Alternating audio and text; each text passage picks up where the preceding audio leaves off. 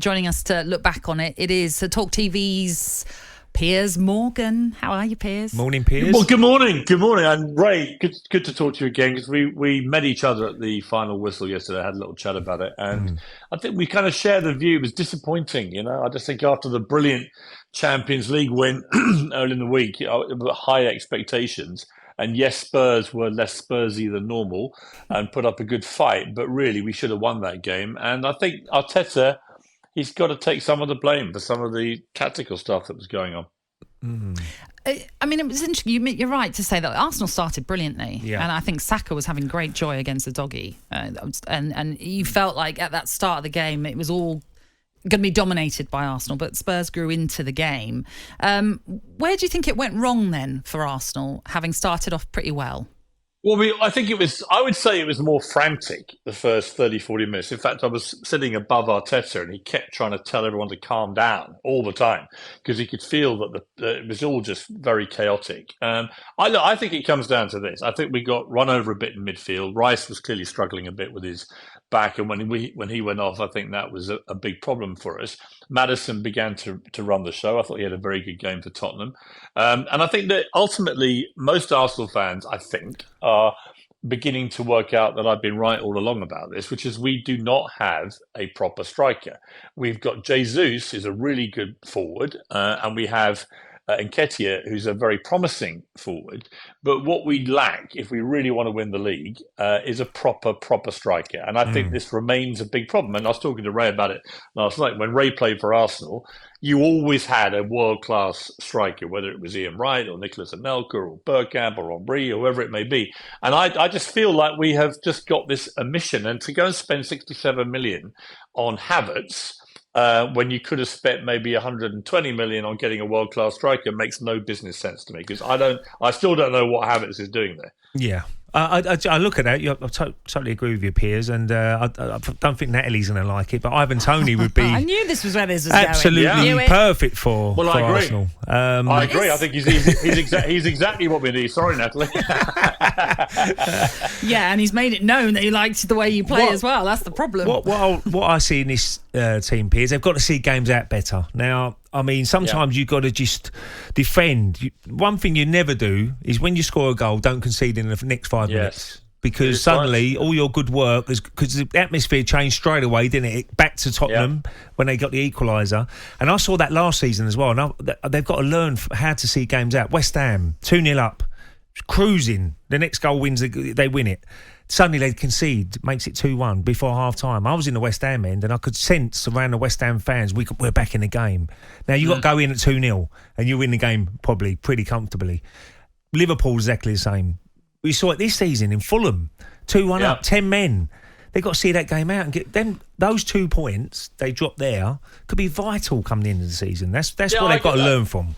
I agree, but I think also, I didn't think Vieira had a good game till he got yanked. Havertz, like I say, I just don't think he's making any impact at all. Certainly not nearly £70 million worth of impact. I don't like the goalkeeper situation. I don't think it's good. I don't know what the thinking is. I've heard Arteta say he's going to rotate them. He's not rotating them. He's playing Raya. And Raya made one great save yesterday, but he also was at fault for the first goal. And people have made a lot of... I actually looked at Ramsdale when he made the save and he was cheering him, very supporting, and I thought very big of him to do that. But I don't understand why Ramsdale has been demoted and is being currently humiliated like this. I think Arteta has got to make a decision which one is number one and then stick with it. I don't think it's good for defenders to keep thinking, well, who's going to be in goal for the big game? So if he's going to stick with Raya, fine. I've got to say, I think Raya is very good. But on yesterday's performance, I'm not thinking this is a massive upgrade from Ramsdale. He was a key player for us last season. So I'm not really into this rotation thing. It was interesting hearing David Seaman, who knows better than course than I do, and pretty much reflecting the same thing. I think he would have absolutely hated the idea that there'd be rotation for the big games in this way. So I think that has to be sorted. But look, I think in January we have to go and get Ivan Toney or someone like him, because we need a proper striker. And every Arsenal fan knows this. And I think that we've been kidding ourselves for too long that we can exist without one. And the truth is we can't.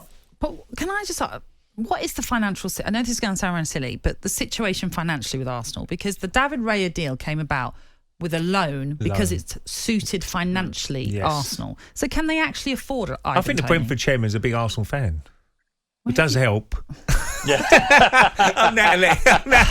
Can you have a word with him, right? I'm just asking. Piers, you're going to solve that in a minute. But I'm just curious. I mean, obviously they're going to have to sell if they're going to bring anybody in, I assume, in January. Is that... you might know better than me. I don't know. Well, we could sell Kai Havertz and get our 70 million back. I mean, look, I would do another loan deal with Brentford. Maybe you could do that. People say, what would you have done? I said, well, what I would have done, I would have gone to Napoli and said, we'll give you 150 million for Osimhen.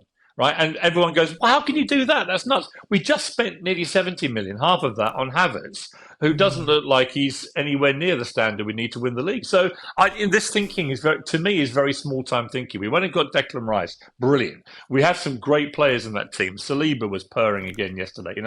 Odegaard, when he's on form, is fantastic. We really miss Martinelli. Saka was great in the first half, and so on. We've got a lot of great players, but if you don't have a proper striker, then you're not going to win the league. I'm sorry. And Arsenal fans may not want to hear this, but this is the reality.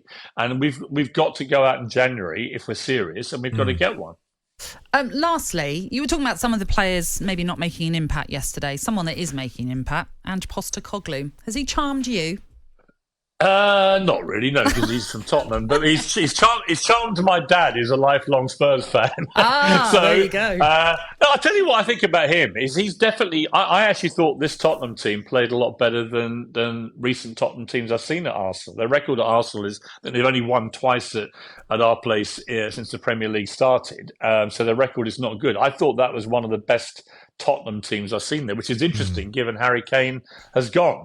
And I think that they played as Arteta said, with great spirit. They never stopped running. I think Maddison's a very good signing for them, and they looked a very good side. I think Tottenham will be very competitive this season. And so in terms of Arsenal's season, then, just on how it started, are you going to be right up there once again like you were last season? We're unbeaten. We're only 4 points off City, but honestly, we're playing City in 2 weeks' time, and if we play like we did yesterday, we're going to get battered. And we're going to get battered because they've got the best striker in the world right now, and I think that they're the champions and they're going to play like it. So I just think we've got to be, look, Arsenal, Arteta talks a lot about being ruthless with the goalkeepers, and that's fine, but actually I would start the other end. I think we've got some great defenders now. We've got two very good goalkeepers. Fine, that's sorted. The midfield, when they're all fit, we've got a very good midfield. What we lack is a predatory goal scorer, and I think we've got to go and get one. And then I think we can genuinely compete with City for the league. Yeah, totally right. Do you take delight in what's going on at Chelsea right now? Well, I just want to extend my deepest sympathy to all my Chelsea fans, because it's not like they spent for the period from 2004 until a couple of years ago gloating like a bunch of smug little cockerels. So I think that my thoughts and hearts go out to all of them at this very difficult time, and I do hope we don't see them relegated, because that would be an absolute tragedy. And I think the only answer for them is for their American owners to go out and spend another billion on another bunch of players running around like headless chickens who don't know what day it is. talkSPORT Breakfast, waking you up Monday to Friday morning from 6 a.m. on AM, on DAB, via the talkSPORT app and on your smart speaker. talkSPORT.